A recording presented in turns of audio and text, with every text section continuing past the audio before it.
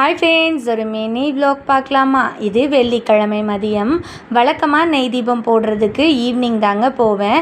இன்றைக்கி ஆஃப்டர்நூன் ஒரு 12 o'clock நெய் தீபம் போடுறதுக்கு கிளம்பிட்டேன். ஏன்னா ஈவினிங் நானும் என்னோடய ஹஸ்பண்டும் ஒரு ரிசப்ஷன் வீட்டுக்கு போகிற மாதிரி இருக்குது.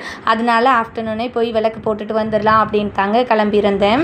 6வது வாரமாக கோவிலில் நெய் தீபம் போட்டுட்டு வந்தாச்சு. இன்றைக்கி கோவிலில் ஒரு 10 கல்யாணமாவது நடந்ததுங்க. இன்றைக்கி நல்ல முகூர்த்த நாள் போல் இருக்குது. அதெல்லாம் பார்க்கும்போது எனக்கு என்னோட கல்யாணம் தாங்க ஞாபகம் வந்தது.